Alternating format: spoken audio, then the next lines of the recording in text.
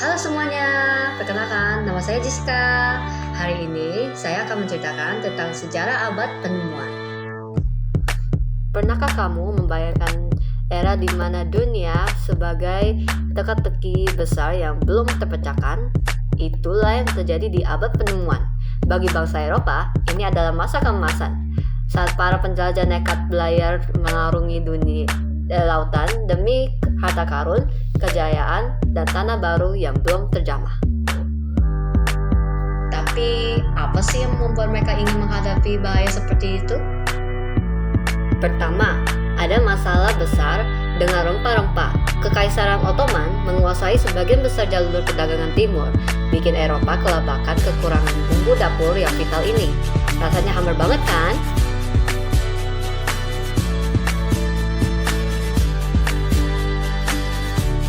Lalu ada faktor duit. Eropa lagi krisis koin emas dan perak.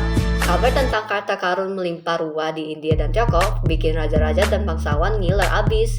Mereka pengen jadi yang paling kaya di dunia.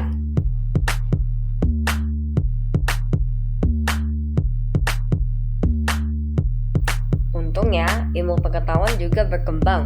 Ide kalau bumi itu bulat yang dipopulerkan lagi sama tokoh-tokoh kayak Eratosthenes bikin banyak orang percaya bahwa mereka bisa sampai ke Asia dengan berlayar ke arah barat. Logis kan?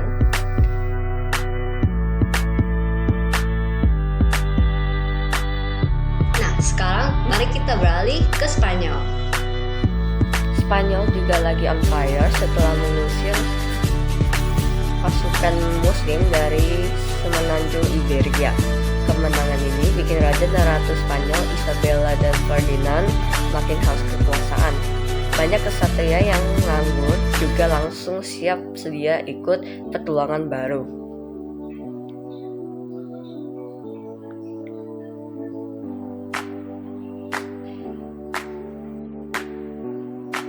Dan tentu saja mustahil semua ini terjadi tanpa kapal-kapal canggih, karena kapal jenis karaval dan karak jauh lebih cepat dan lincah, bisa membawa banyak barang.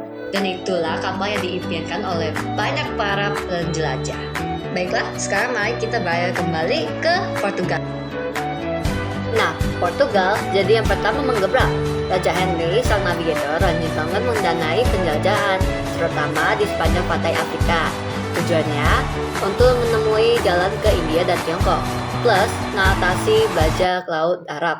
Mereka berhasil menemui Madeira, Azores, dan terus berjalan ke selatan.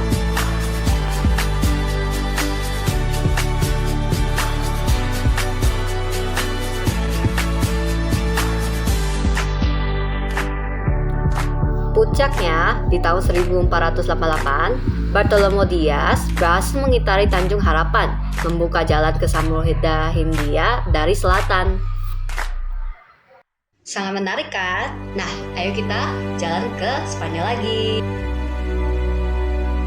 Nah, di Spanyol kita bisa lihat seorang pelaut yang paling ambisius, yaitu Christopher Columbus. Dia terobsesi pengen nyampe India lewat jalur barat. Di tahun 1492, dia berhasil yakinin Ratu Isabella dengan 3 kapal, yaitu Nina, Pinta, dan Santa Maria. Barulah dia berlayar.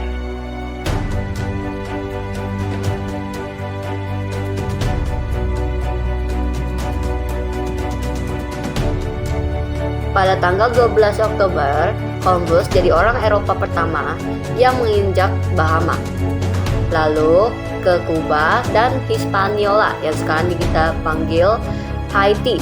Mereka ketemu suku lokal, nyari emas tetapi gagal, dan nemuin tembakau, jagung, serta flora dan fauna baru. Beberapa suku lokal bahkan dibawa pulang ke Spanyol.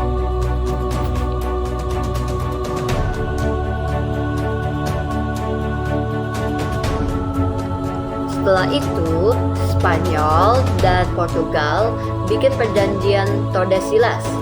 Intinya, Spanyol dapat bagian barat, sementara Portugis dapat bagian timur. Gampang kan?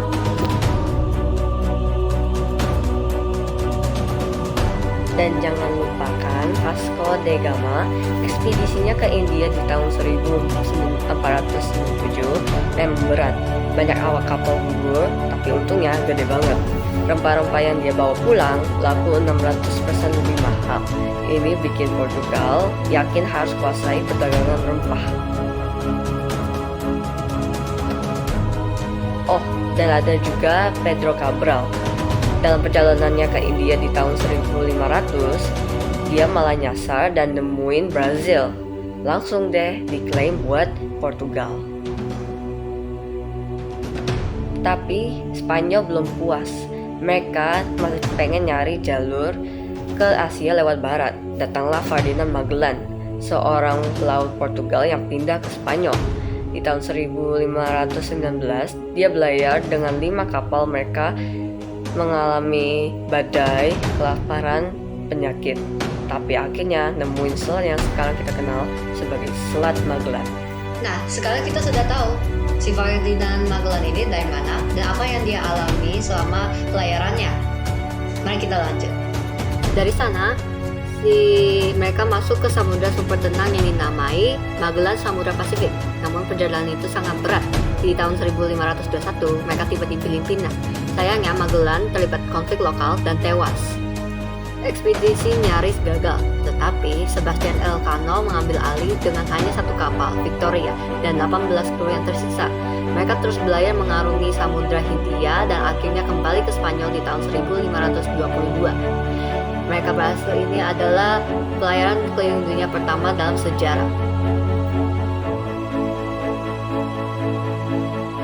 Nah, sekarang mari kita lihat di abad ke-16. Di akhir abad ke-16, Belanda merdeka dari Spanyol dan langsung jadi negara kaya raya. Mereka juga pengen ikutan bisnis rempah. Awalnya mereka coba cari jalur utara. Willem Barents nekat sampai ke Novaya Zemlya, tapi dihadang sama es.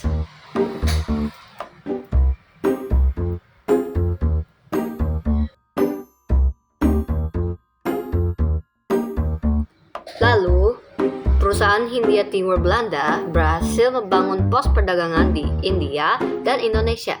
Mereka kirim Willem Jansson yang berhasil jadi orang Eropa pertama yang mendarat di Australia. Kemudian ada Abel Tasman yang menjelajahi Tasmania dan Selandia Baru.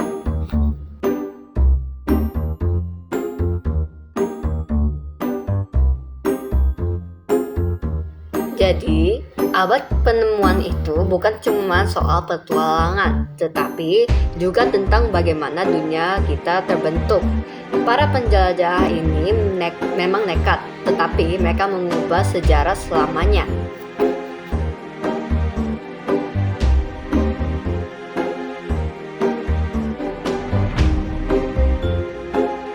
Nah, itu sekilas dari abad penemuan dari saya. Terima kasih karena sudah menonton.